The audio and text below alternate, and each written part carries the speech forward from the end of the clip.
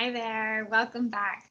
So today we are going to talk about some action steps.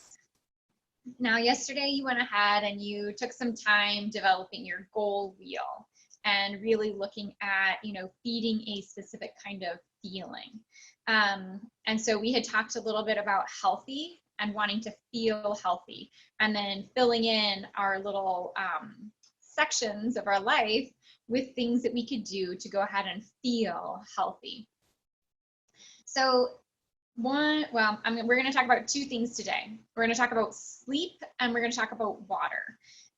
Two of the fastest ways to increase your energy, your feeling of health and wellness, create clearer, brighter looking skin and eyes, improving your hair quality, and then, digestion, hunger and cravings, kind of keeping those at bay, and then just that overall sense of wellness, right? Mental clarity, focus, hormonal balancing, all of that you can do with those two very simple things of water and sleep. So with that said, let's talk about sleep a little bit. Sleep is something that is a challenge for many people. I think that there's been a study, the one I can think of right off the top of my head, is that there's like 7 million people that struggle with some kind of sleep issue, either insomnia or sleep apnea, or, they can't fall asleep, have trouble getting to sleep, that kind of a thing. And so with that, we kind of want to change that because sleep is so vital. There are also lots of studies out there showing that if you are getting less than 6 hours of sleep a night, you are higher risk for high blood pressure, cholesterol, heart issues, Alzheimer's, the list goes on and on. Your brain and your body need that sleep to do the resting and repairing, to recover. It's essential that we take time to decompress. I talked in a previous video about, that tuning into your body and relaxing so that you can get into that rest and repair state, because so much of our life is caught up in that fight or flight, the adrenaline, the heart racing, short, shallow breathing, just go, go, go kind of stuff. And so we really need to shift gears for that. So around the area of sleep, most everybody has a pretty diligent bedtime routine for their kids, right? Like there's a cutoff of screen time, there's a brush your teeth, there's a, pick out a story or whatever, it's different for each age range, but that's kind of the thing, right? There's a preparation time for sleep so that their body and their minds can unwind in order to get into bed and fall asleep quickly, right? So kind of one of those things, I fell into the category myself where I had that great routine for my son and I stuck to it and I was really good about it, and it was pretty much always at the same time, keeping that, consistency for his body rhythm. Mine, on the other hand, just kind of went out the window and I was erratic and all over the place, and 10 o'clock, 11:30, all these different times, just kind of all across the board. And then, working on stuff or watching TV before bed, and then my mind would constantly be running when I went to lay down. My body's so tired, but my mind wouldn't stop. And so I think that that's a category that many of us fall into, is that the day has not worn off. We did not give ourselves that preparation time for our bodies and our minds to start quieting down so we were really ready to transition into sleep. So if you can, a challenge is just to kind of see if you can add 30 minutes to your sleeping routine, right? If you're going to bed really late, try and get into bed 30 minutes earlier. I know sometimes that's hard. And again, being a mom, like sometimes you have really erratic fall asleep times and wake up times due to the kids, and that's beyond your control. But if you can, try and get yourself into a bit of a bedtime routine. You know, still give yourself some time after they fall asleep so you can do a few things that you enjoy, that are relaxing for you. You know, maybe even something that's feeding that ideal feeling you want on your goal wheel, and trying to do something with that.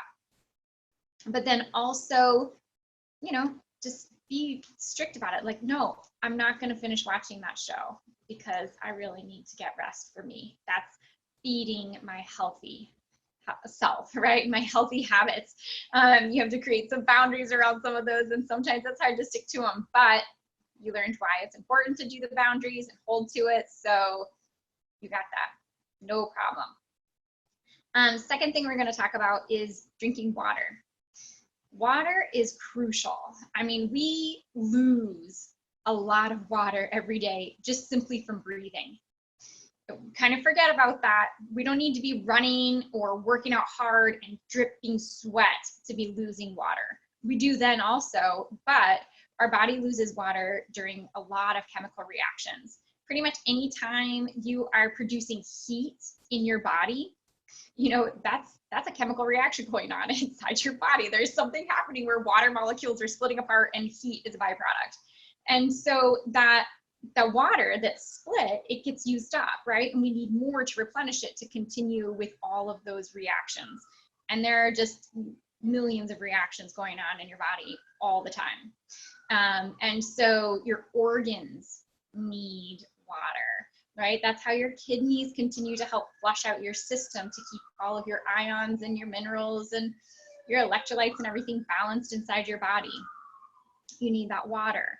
Your liver needs the water, right? You need to help nourish it and kind of push things out while you're processing, right? If you don't have enough water in your system, you're going to be a little bit constipated, or more likely to be constipated, because your large intestine is going to suck out any additional water to really dry everything out. But again, if you're so dehydrated and that there's just no water to pull out, right? It's a problem. I think you see the picture there. So anyway, and then we need water again in our whole mucus lining, right? Everything from the top to the bottom. And our skin, we want to be hydrated. We need water. Otherwise, our skin gets really dry. It gets kind of cracky. It just feels tight and bothered, right? And our eyes can kind of start looking a little bit dull, all from dehydration. I mean, you can get headaches from dehydration, muscle cramps. You know, again, you feel really lethargic and kind of just because you don't have enough water in your system. I know that the information out there on how much water you need is really broad spectrum. It could be anywhere. A lot of people say, you know, 8 to 10, you know, 8-ounce glasses of water a day should be good, right? I've kind of tended to kind of stick more with this half of your body weight and ounces of water a day. And maybe that's not achievable right away, but again, just like the sleep, adding the 30 minutes, like I bought a water bottle. My son actually got it for me for my birthday, and it's 32 ounces. So I started just filling that up and just drinking one of those, right? Then I fill it up again and see how far I get. And then if I didn't finish it completely, I'm like, okay, I'm going to finish 2 tomorrow. And just keep adding on like 4 ounces of water a day until you're at a really good place where you're feeling really hydrated, right? You're going to notice a difference. Your digestion will feel better. Your energy will be better. You know, and it's just it's going to help everything from the inside out.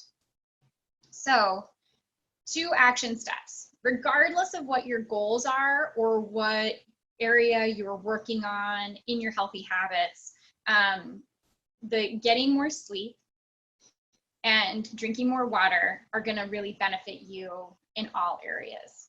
So give those 2 a try. See if you can give yourself a bedtime routine and 30 minutes extra sleep every night for a week, and see how it feels. And then go ahead and like slowly start increasing your water until you're about like you know, half your body weight in ounces a day. And if you're working out really hard and that's part of your exercise or your healthy habits goals, make sure you're drinking a little bit more, right? Because you're losing all of that water and you need to replenish. So stay hydrated, stay well rested, and then stay tuned. I'll give you more tips and information all about that healthy goal wheel that we looked at and all those different aspects of your life. And I'll just give you, you know, some little tidbits and food for thought and things to incorporate. All right, have a great day and take care.